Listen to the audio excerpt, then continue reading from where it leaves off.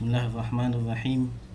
Assalamualaikum warahmatullahi wabarakatuh.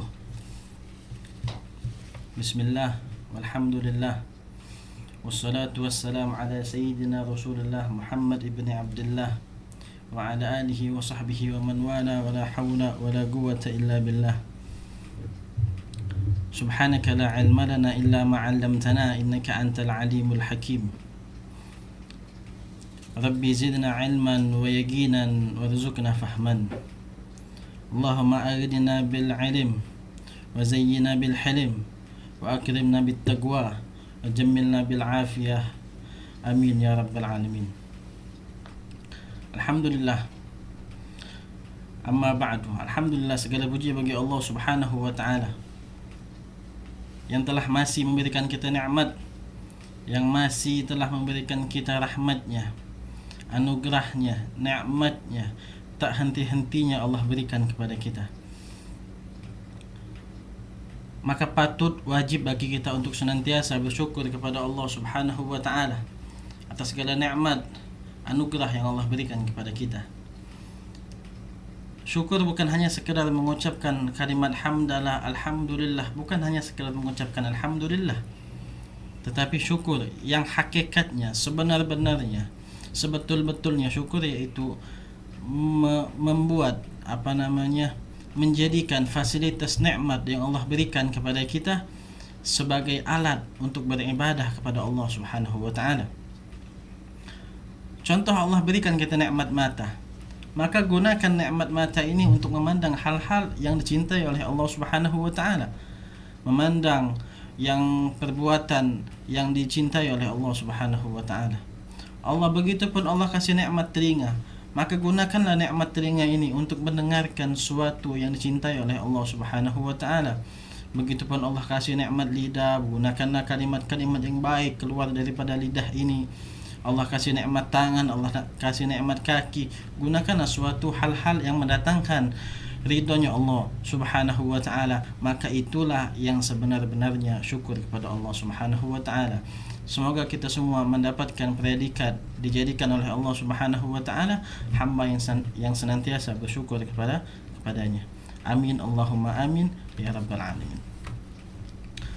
Kedua kalinya salawat dan salam tidak lupa kita berikan, kita lafazkan, kita hadiahkan kepada sosok figur umat manusia, Nabi agung, Nabi besar, Nabi Muhammad sallallahu alaihi wa ala alihi wa sahbihi wasallam, yang senantiasa masih mengenalkan kita kepada Allah Subhanahu wa taala. Beliaulah yang telah mengenalkan kita dengan Allah Subhanahu wa taala, mengenalkan kita dengan Islam. Berkat perjuangan beliau kita bisa kenal yang mana yang hak, yang mana yang batil. Beliaulah harapan kita, satu-satunya harapan kita yang sangat kita harapkan, yang sangat kita nanti-nantikan, syafaat beliau di yaumil qiyamah kelak. Semoga kita semua mendapatkan syafaat beliau sallallahu alaihi wa ala alihi wa sahbihi wasallam. Amin Allahumma amin ya rabbal alamin. Hadirin hadirat, muslimin, muslimat, mustami'in, mustami'at, rahimakumullah. Di dalam kesempatan yang penuh dengan kebahagiaan ini, penuh dengan rahmat dari Allah Subhanahu wa taala ini, kita masih berkenan untuk melanjutkan pelajaran kita, dan alhamdulillah pada hari ini kita melanjutkan pelajaran kita, yaitu tentang fikih. Masuk kepada bab yang paling pertama, yaitu ahkamus syar'iyyah. Ad-darsul awal. Ahkamus syar'iyyah. Apa itu ahkamus syar'iyyah? Ahkamus syar'iyyah itu hukum-hukum syariat, hukum-hukum syariat Islam, hukum-hukum Islam, dasar daripada hukum Islam, yaitu ahkamus syar'iyyah. Ahkamus syar'iyyah khamsatun. Disebutkan di sini hukum-hukum syariat itu ada 5. Yang pertama yaitu wajib, yang kedua haram, yang ketiga sunnah, yang keempat makruh, yang kelima mubah. Wajib. Apa itu wajib? Wajib yaitu amalan-amalan yang apabila dilakukan maka mendapatkan pahala, dan apabila ditinggalkan maka tidak mendapatkan dosa. Itu hal yang wajib. Contohnya apa? Contohnya yaitu banyak solat 5 waktu, solat solat 5 waktu, zakat, haji bagi yang mampu. Itu hal-hal yang diwajibkan oleh Allah Subhanahu wa taala. Termasuk amar ma'ruf nahi munkar, itu hal yang diwajibkan oleh Allah Subhanahu wa taala. Kita mengerjakan hal yang diwajibkan oleh Allah Subhanahu wa taala, maka Allah akan ganjar pahala, termasuk pahala yang paling besar yang Allah akan berikan kepada siapapun hambanya yang melakukan kewajiban yang Allah berikan kepadanya. Dan Allah akan berikan dosa, azab, murkanya Allah Subhanahu wa taala bagi siapapun yang melakukan menggugurkan kewajiban daripada Allah Subhanahu wa taala. Itu termasuk dosa yang sangat besar di sisi Allah Subhanahu wa taala. Terus yang kedua apa? Yang kedua yaitu sunnah, atau bisa disebut dengan mandub, atau bisa disebut dengan mustahab, bermakna wahid, dengan makna yang satu, makna yang sama, yaitu sunnah. Apa itu sunnah? Sunnah yaitu apabila kita melakukannya kita mendapatkan pahala, dan apabila kita meninggalkannya kita tidak mendapatkan apa-apa. Beda dengan yang wajib. Wajib ketika kita tinggalkan kita mendapatkan dosa, tapi sunnah kita meninggalkannya kita tidak mendapatkan kita tidak mendapatkan apa-apa. Contohnya apa? Contohnya banyak. Salah satunya itu salat sunnah, salat tahajudnya kita, ya kan? Duhanya kita, sedekahnya kita, dan lain-lain, Qur'annya kita. Itu hal-hal yang disunahkan oleh syariat Islam. Pakai sendal kanan dulu, baru kiri dulu, pakai baju lengan kanan dulu, keluar hammam kanan dulu, masuk masjid kaki kanan dulu. Itu hal-hal yang disunahkan oleh syariat Islam. Tapi ingat, ulama selalu mengingatkan kita jangan sampai sekali-sekali na'udzubillah tsumma na'udzubillah terlintas dalam hatinya kita ini meremehkan atau mengecilkan sunnah Nabi Muhammad sallallahu alaihi wa ala alihi wasallam. Jangan mentang-mentang hukumnya ketika dilakukan tidak mendapatkan apa-apa, melakukannya pun mendapatkan pahala dari Allah Subhanahu wa taala. Jangan sampai kita terlintas dalam hatinya kita, itu cuma hal-hal yang sunnah, dilakukan juga mendapatkan pahala, tapi tidak dilakukan juga tidak apa-apa. Ketika kita mau melakukan sunnah, fadhal, ahsan, kita lakukan sunnah. Tapi ketika kita tidak mau melakukan sunnah, jangan sampai komentar menyebutkan hal-hal yang demikian tersebut. Itulah hal yang membuat Allah marah, dan sehingga kita dapatkan dosa dari Allah Subhanahu wa taala, murka, azab daripada Allah Subhanahu wa taala. Pandanglah sunnah itu hal yang dicontohkan oleh Nabi Muhammad sallallahu alaihi wa ala alihi wasallam. Terus yang ketiga yaitu hukum mubah. Apa itu mubah? Mubah yaitu hukum yang di tengah-tengah, yakni tidak ada larangan ataupun tidak ada perintah pada hal tersebut. Mubah itu ialah al-aslu fil asya'. Hukum asal atau hukum inti dari segala hal itu adalah hukum mubah. Kecuali jika ada syariat, dalil yang mengubah hukum mubah tersebut, maka berubahlah hukum mubah tersebut dengan dalil itu. Contoh, banyak keseharian kita banyak yang mubah-mubah. Contoh itu makan, minum, mandi, berdiri, duduk, tidur, dan lain sebagainya.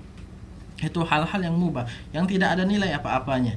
Tapi ingat, Nabi Muhammad sallallahu alaihi wa ala alihi wasallam bersabda, kata Nabi Muhammad, innamal a'malu binniyat. Kata Nabi Muhammad, sesungguhnya semua perbuatan itu tergantung pada niatnya. Maka niatkan semua hal-hal yang mubah itu, kita niatkan niat hal-hal yang mubah itu kita niatkan dengan niat-niat yang salihah. Contoh, kita mandi, ya Allah saya mandi ini dengan niatnya biar saya kuat ibadah, segar di dalam ibadah. Saya niat makan, ya Allah biar saya kenyang, biar saya khusyuk di dalam salatnya saya. Minum pun begitu, mandi pun begitu, dan lain sebagainya. Bisa juga kita niatkan, ya Allah saya niat makan sebagaimana niatnya Nabi Muhammad. Ya Allah saya niat minum sebagaimana niatnya Nabi Muhammad. Ya Allah saya niat mandi sebagaimana niatnya Nabi Muhammad sallallahu alaihi wa ala alihi wasallam. Dan bisa juga, ya Allah saya niat mandi, saya niat makan, saya niat minum, saya niat duduk, saya niat ini dan itu sebagaimana niatnya Imamul Haddad Al-Habib Abdullah bin Alwi Al-Haddad, sebagaimana niatnya Al-Habib Umar bin Abdurrahman Al-Attas, sebagaimana niatnya Al-Habib Umar bin Hafidh, sebagaimana niatnya fulan kita sebutkan ulama-ulama habaib. Insyaallah dengan kita menyebutkan itu kita mendapatkan pahala niat apa yang telah diniatkan oleh yang kita sebutkan tadi. Insyaallah. Ada satu ulama yang sangat perhatian di dalam semua perbuatannya. Jangan sampai di setiap waktunya itu beliau sia-siakan waktu itu tanpa ibadah di sisi Allah Subhanahu wa taala. Ada satu ulama ketika dia keluar daripada rumahnya, sudah ada di dalam hatinya, dalam dadanya itu 70 niat. Banyak niat-niat. Kalau ketemu orang yang dizalimi, niat ingin menolong. Ketika nemu duri di jalan, niat ingin menyingkirkan dan lain sebagainya. Itu ulama yang sangat luar biasa, yang patut kita contoh untuk niat-niat hal-hal yang mubah. Jangan sampai perkara mubah itu sia-sia di dalam kehidupan kita. Yaitu hukum yang keempat. Apa itu hukum keempat? Makruh. Apa itu makruh? Makruh itu suatu perbuatan yang dilakukan tidak mendapatkan apa-apa, dan apabila ditinggalkan maka mendapatkan pahala di sisi Allah Subhanahu wa taala.